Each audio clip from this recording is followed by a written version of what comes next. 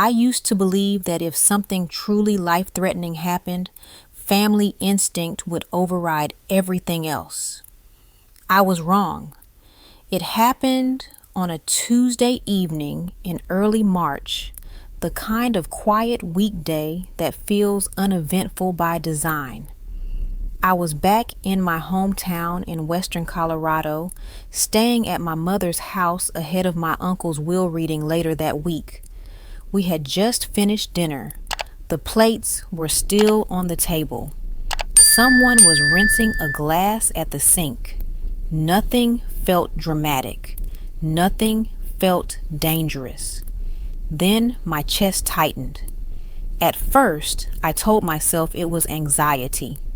I had lived with respiratory issues long enough to know the difference between panic and something real, but denial is persuasive when you want to believe you're safe. I took a slow breath. It didn't go all the way in. I tried again. My lungs refused to cooperate like doors stuck halfway shut. The room grew smaller. Sounds dulled. I stood up, pressing a hand against the edge of the table to steady myself. "I can't breathe," I said. My voice didn't sound like my own. My sister Lauren was sitting across from me. She didn't rush over. She didn't ask what was wrong. She sighed the way someone does when they're tired of a familiar annoyance. "Here we go," she said. "You always do this when things aren't about you." I shook my head, trying to draw air through a chest that felt wrapped in wire. "I need help," I said. "Please, call someone." Lauren stood up slowly, arms crossed. "You're not dying," she said. "You're anxious. You want attention before Thursday. I'm not playing this game."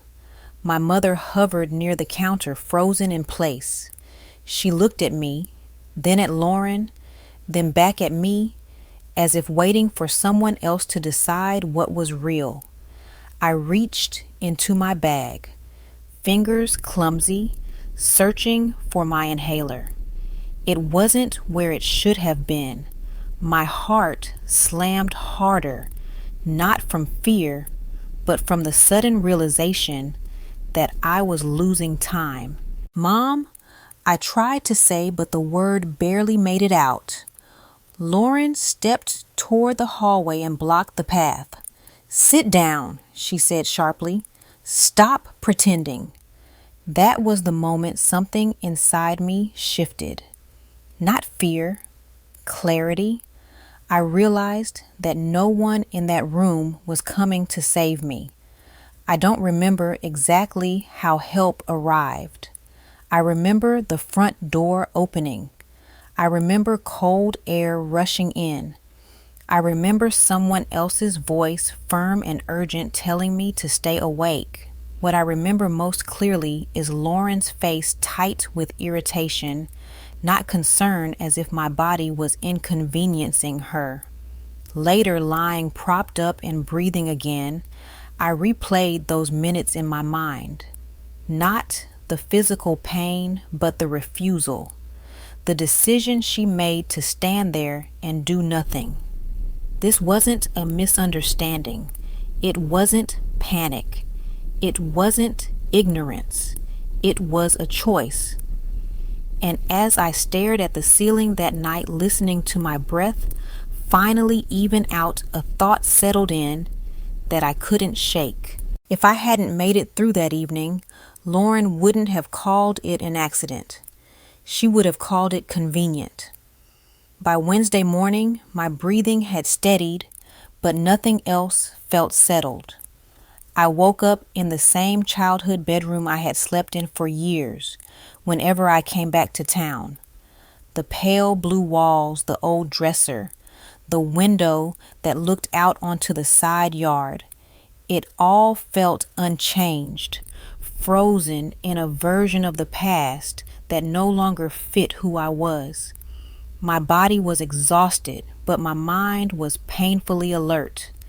Downstairs, I could hear movement, cabinets opening, the low hum of the coffee maker, ordinary sounds layered over something that was anything but. Lauren didn't come to check on me. She never had, not really. Even when we were kids, concern had never been her instinct. Control was. Growing up, Lauren was the one everyone worried about. She was sensitive, emotional, easily overwhelmed. That was the language my mother used. If Lauren lashed out, it was because she was stressed. If she crossed a line, it was because she was fragile. The solution was always the same. Don't upset her. I learned early what my role was. Be reasonable. Be flexible. Be quiet. When I was 14 and had my first serious breathing episode at school, Lauren accused me of embarrassing her. When I missed a family camping trip because of a flare-up in my 20s, she told relatives I was being dramatic again. Every time my mother smoothed it over, she didn't mean it like that. You know how your sister is. Let's not make this bigger than it needs to be. Last night hadn't come out of nowhere. It had been rehearsed over decades. At the kitchen table that morning, my mother set a mug of coffee in front of me without meeting my eyes. She asked how I was feeling, but the question felt procedural, like something she was supposed to say. "I'm okay," I said. It was easier than explaining the truth. Lauren walked in halfway through breakfast, already dressed, keys in hand. She barely glanced at me. "I've got errands," she said to our mother. "I'll be back later." No apology, no acknowledgement. When the door closed behind her, the silence stretched. She was scared, my mother said finally. People don't always react well in emergencies. I looked at her then. Really looked. She wasn't scared, I said quietly. She was annoyed. My mother pressed her lips together. She didn't argue. She didn't agree. She just picked up her mug and turned toward the sink, ending the conversation the way she always had. Later that afternoon, I sat on the edge of the bed and pulled my medical bag closer, checking it piece by piece. The inhaler was there now, tucked neatly in its pocket as if it had never been missing. That detail stuck with me more than anything else. Patterns only stay invisible when you benefit from not seeing them. As evening crept in, I thought about my uncle, the reason I was back in this house at all. He had always been the one who noticed, the one who asked how my health was, who called after appointments, who never told me I was too much. His will reading was scheduled for Thursday morning. For the first time, it occurred to me that his absence had shifted something. The balance that had quietly protected me was gone, and whatever had surfaced the night before wasn't just about my lungs. It was about what happened when no one was left to stand in the middle. By Wednesday afternoon, the house had settled into a brittle calm, the kind that feels peaceful only if you don't look too closely. My breathing was steady enough that no one asked about it anymore. That in itself felt like a pattern I knew too well. Once the immediate crisis passed, so did the concern. I stayed upstairs, most of the morning resting, replaying conversations in my head, trying to decide whether I was being unfair or finally honest. It was the knock at the front door that pulled me out of it. I heard my mother answer, her voice polite and restrained. Then another voice, older, hesitant. A few seconds later, she called my name. "Claire, Mrs. Donnelly is here." Mrs. Donnelly lived 2 houses down. She had known my uncle for decades, long before my sister and I were born. As kids, we used to shovel her driveway in winter for pocket money. She wasn't family, but she had always been around enough to notice things. She stood in the living room clutching her purse with both hands, eyes flicking briefly toward the hallway before settling on me. "I heard you weren't feeling well last night," she said. I wanted to check in. "I'm okay," I told her. It had become my default answer. She nodded, then leaned in slightly, lowering her voice. "I don't want to stir trouble," she said, "but I thought you should know something." That was the first thing that didn't add up. People who don't want to stir trouble usually don't come over unannounced. She told me she had run into my sister at the pharmacy earlier in the week. Lauren hadn't seen her at first. She'd been arguing with someone on the phone, her voice sharp, urgent. Mrs. Donnelly hadn't meant to listen, but the name she heard made her pause. My uncle's. "She said something about not being able to wait much longer," Mrs. Donnelly said, "about how things needed to be settled before Thursday." I felt a tightness in my stomach that had nothing to do with my lungs. Mrs. Donnelly hesitated, then continued. "Your uncle came by to see me a few weeks ago," she added. "He seemed upset, said he was confused about some paperwork, asked me if I thought people could be pressured without realizing it." I looked at my mother. She stared straight ahead, her face carefully neutral. "I told him to talk to his lawyer," Mrs. Donnelly said. "I don't know if he did. I just thought, after what happened to you last night, maybe it was important." After she left, the house felt smaller. I went back upstairs and sat on the edge of the bed, the words replaying in my mind. Settled before Thursday, pressured without realizing it. I thought about the timing. My health crisis hadn't come out of nowhere. I'd been stressed, yes, but I had managed it before. What I couldn't stop thinking about was Lauren's certainty, the way she hadn't hesitated, the way she'd blocked the hallway like she already knew help wasn't coming. That evening, I checked my phone. A missed call from Lauren. No voicemail. I didn't call her back.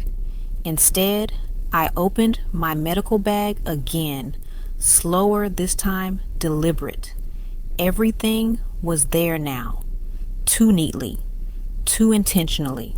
For the first time, I allowed myself to consider a thought I had pushed away since the night before.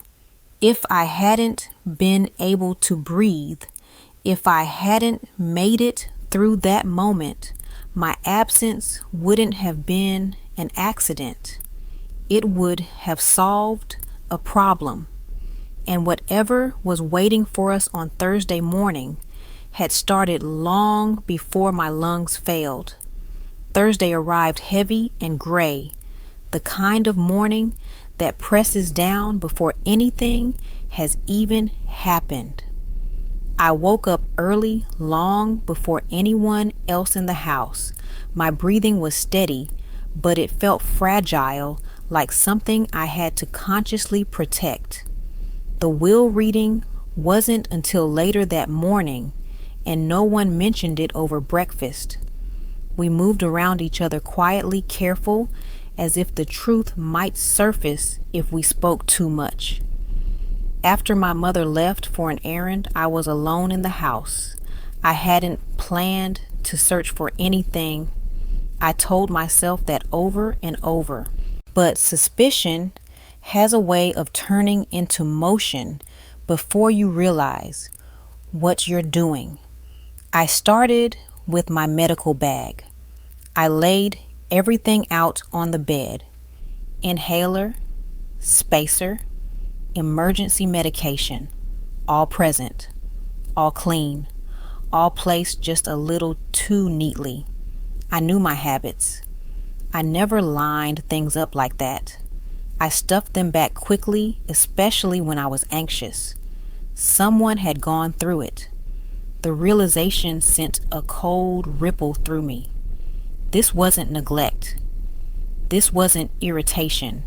This was interest. I checked my phone next. Messages from friends asking how I was. One from Lauren sent late the night before. Just 3 words. Let it go. I didn't respond. Instead, I sat at the desk and opened my laptop. My uncle's attorney was listed in my contacts from years ago, from a time when I'd helped him sort paperwork after a minor surgery. I hesitated before calling. I wasn't even sure what I was allowed to ask. His assistant answered, and put me on hold. When he came on the line, his voice was careful but kind. I told him who I was. I told him I was in town for the will reading. I told him in general terms that something didn't feel right. There was a pause. I can't discuss the contents of the will, he said, but I can tell you there were changes made recently, very recently. My grip tightened on the phone. Were they made in person? Yes, he said, during a period when your uncle's health was declining. After we hung up, I sat there for a long moment staring at nothing. Changes. Recent, declining health. This wasn't a coincidence layered on top of another coincidence. This was a pattern. I walked down the hallway and stopped outside Lauren's room. The door was open. Her desk was cluttered with papers, receipts, unopened mail. On the corner of the desk sat a slim folder, half hidden under a stack of envelopes. I didn't open it. I didn't need to.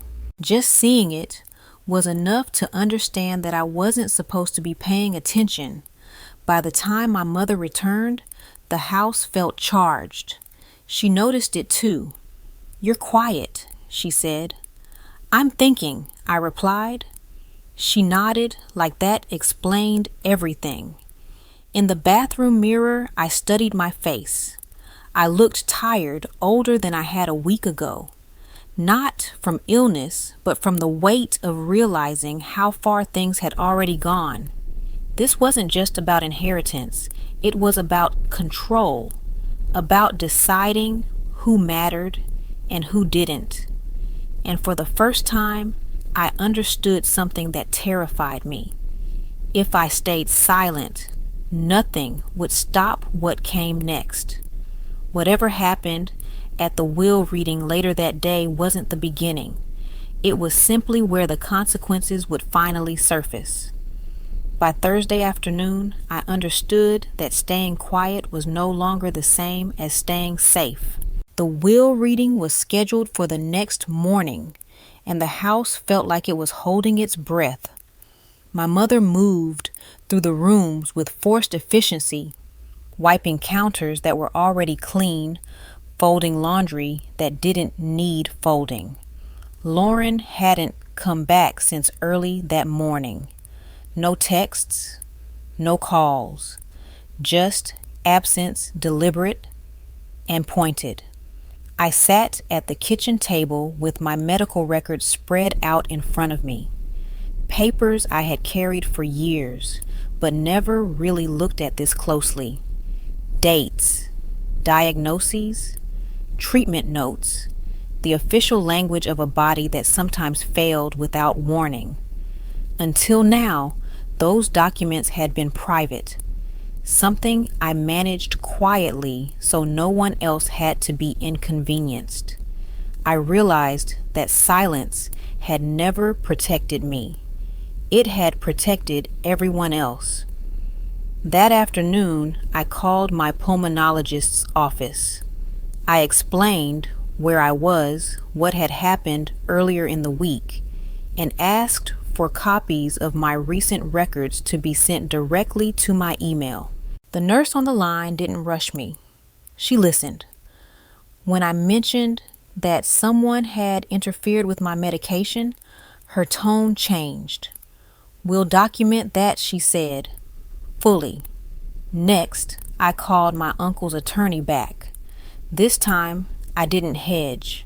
I told him about my health crisis, about my sister refusing to call for help, about the timing, about my concern that my uncle had been pressured while vulnerable. He was quiet for a moment. If there is evidence of coercion or neglect tied to an ongoing medical condition, he said carefully, that changes how we proceed. That was the moment I felt the line under my feet shifting. I wasn't just a worried niece anymore. I was someone putting facts on record. As evening approached, Lauren finally returned. She stood in the doorway, arms crossed, eyes sharp. "I heard you've been making calls," she said. I met her gaze. "I've been telling the truth." Her jaw tightened. "You're blowing this up for attention," she said. "You always do." "No," I replied. "I've been shrinking it for years." She stepped closer, lowering her voice. "If you keep pushing this," she said, "you're going to ruin everything." I thought about my uncle, about Mrs. Donnelly's warning, about my inhaler laid out too neatly on my bed, about the way Lauren had blocked the hallway while I struggled to breathe. Some things deserve to be ruined, I said. That night, I didn't sleep much. I lay awake listening to the familiar rhythm of my breath, slower now, steadier, because I was paying attention to it, because I was finally treating it like it mattered. Before dawn, I opened my laptop one more time. I backed up the messages. I saved the medical files. I wrote down everything I remembered from that night, times, words, movements while it was still sharp. I knew what this meant. There would be no going back to pretending, no smoothing this over, no quiet forgiveness in the name of family harmony. I had crossed the line from endurance to action. And whatever happened at the will reading the next morning, I would walk into that room knowing one thing for certain. This time, I wasn't protecting her image. I was protecting my life.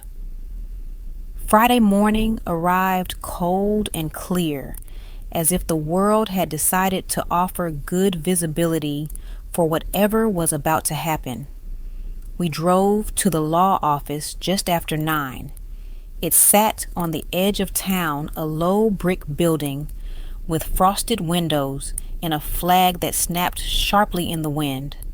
I watched Lauren as we walked in. She looked composed, almost light, the way people do when they believe the hardest part is already over. She didn't look at me. My mother signed us in at the front desk, her voice too bright.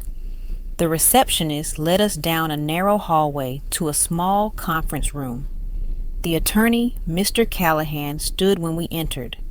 He nodded at each of us in turn, his expression professional and unreadable. We took our seats around the table. Lauren chose the chair closest to him. I sat farther down, hands folded in my lap, feeling the steady rise and fall of my breath. That, at least, was something I could control. "This won't take long," Lauren said, smiling. "We all know what Uncle wanted." I said nothing. Mr. Callahan opened a folder and adjusted his glasses. He began with the formal language, the kind that sounds distant even when it's deciding your future. Dates, names, legal phrases that carry weight without emotion. Then he reached the section everyone had been waiting for. According to the primary will, Lauren was named the primary beneficiary, the house, the savings, the accounts, nearly everything of substance. I was listed for a modest personal bequest, something symbolic more than meaningful. Lauren's smile widened just slightly. My mother let out a slow breath as if tension she had been carrying for days had finally released. I felt the familiar urge to disappear, to make myself smaller, so the room could stay calm. I didn't. I stayed still. I kept my eyes on the table. I waited. Mr. Callahan closed the folder, then placed his hands flat against it. Before we conclude, he said there is additional documentation that must be addressed. Lauren's smile faltered. Additional? She asked. I wasn't told about anything additional. These documents were not meant to be discussed until today, he replied evenly. I could feel the shift then. Not dramatic, subtle, like the moment before a storm when the air changes. Mr. Callahan reached for a second folder thinner than the first. My mother turned toward me, confusion flickering across her face. What is this? She asked. I met her eyes. Something Uncle wanted on record, I said quietly. Lauren's chair scraped softly against the floor as she leaned forward. This is unnecessary, she said. We're done here. Mr. Callahan ignored her. This portion will be brief, he said. As he began to explain, Lauren's composure tightened into something sharper. Her confidence didn't vanish, but it hardened, defensive now, instead of celebratory.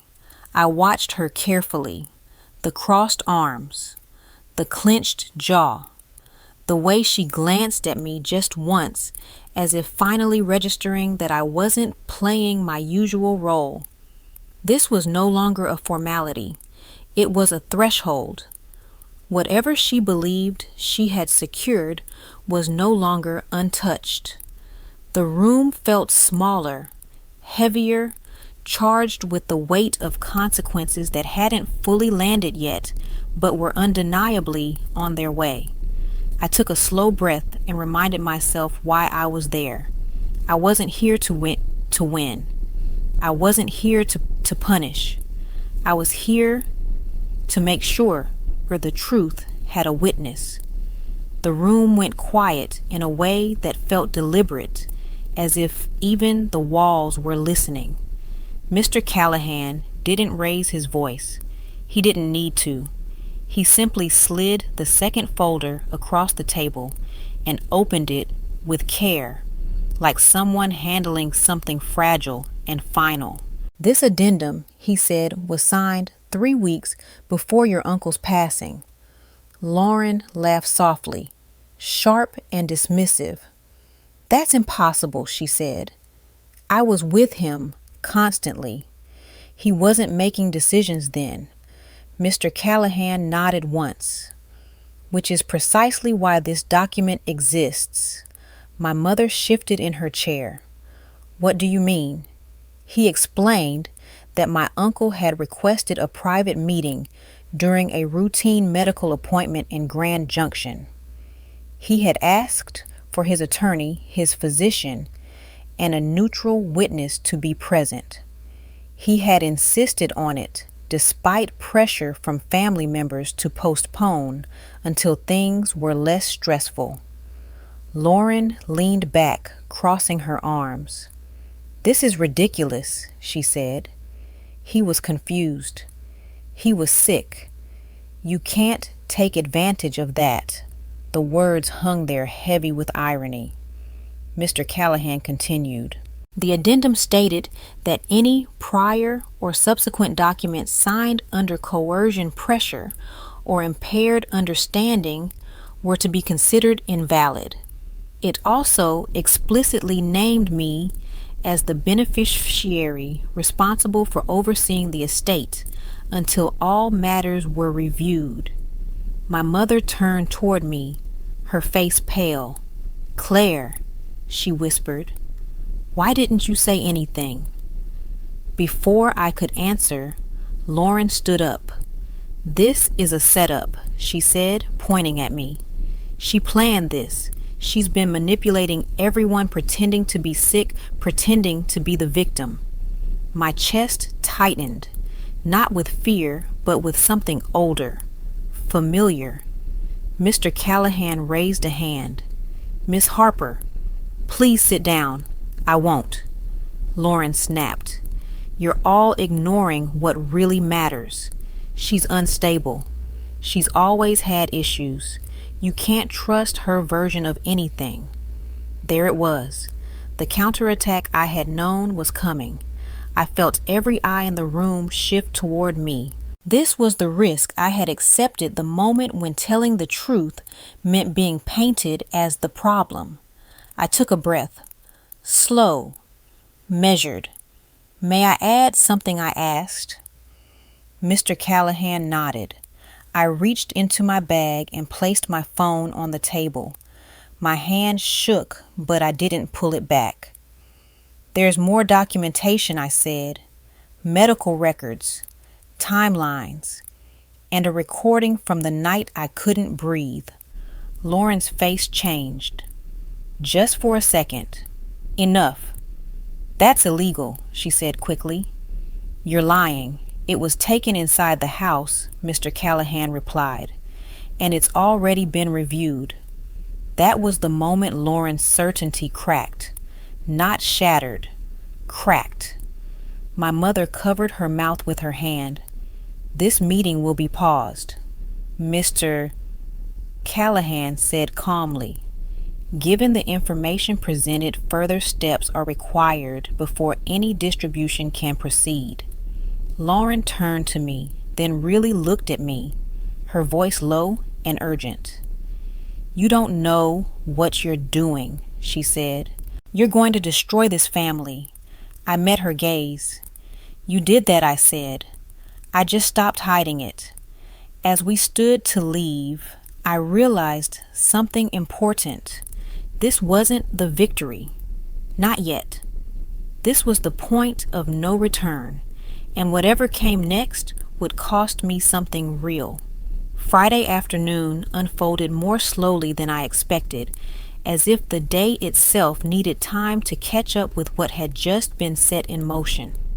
After the meeting was paused, we didn't go back to the house right away. My mother insisted on driving separately.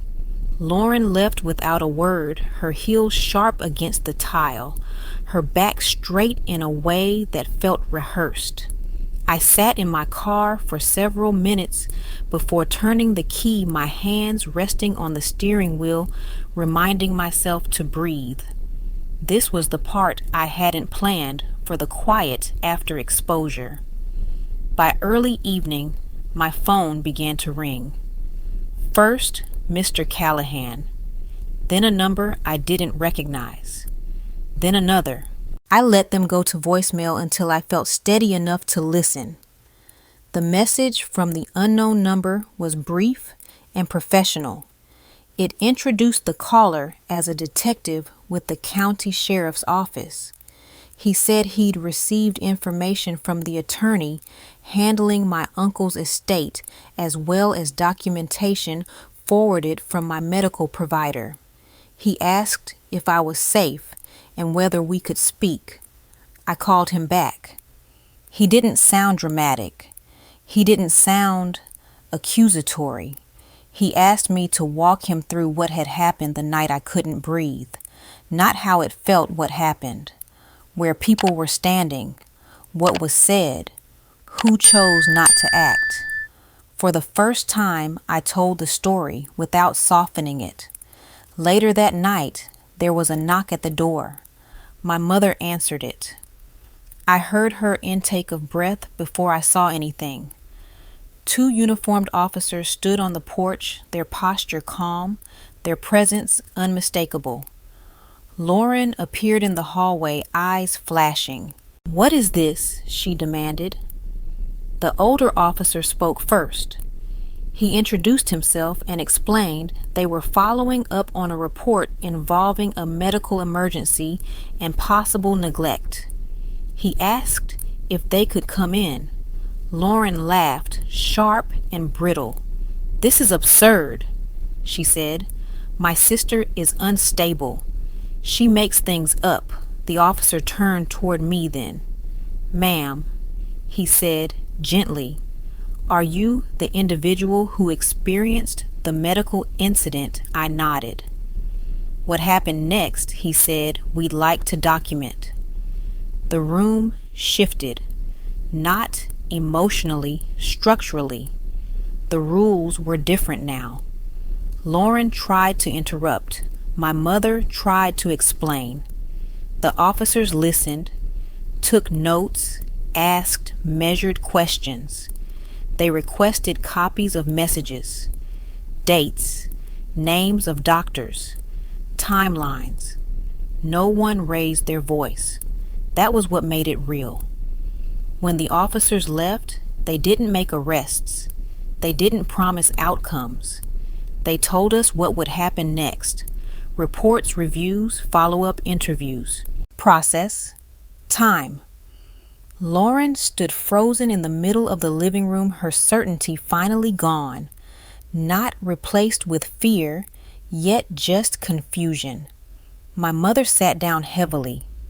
"What have you done?" she asked me, not angrily, but as if she were trying to understand how things had moved beyond her control. "I told the truth," I said, and I stopped stopping it. That night, I didn't feel victorious. I felt anchored. The chaos of the morning had given way to something steadier. Systems had been engaged. Witnesses identified. The truth was no longer a fragile thing that depended on my silence. It existed on paper now. And for the first time since this began, I knew exactly where I stood. By Monday morning, the house no longer felt like a battlefield. It felt like a waiting room.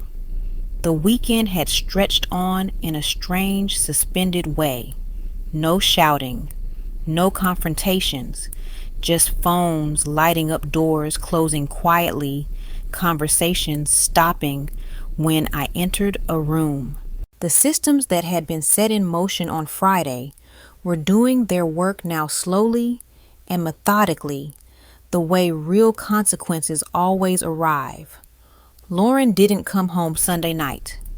I found out why from my mother, who stood at the kitchen counter, staring at nothing, her coffee untouched.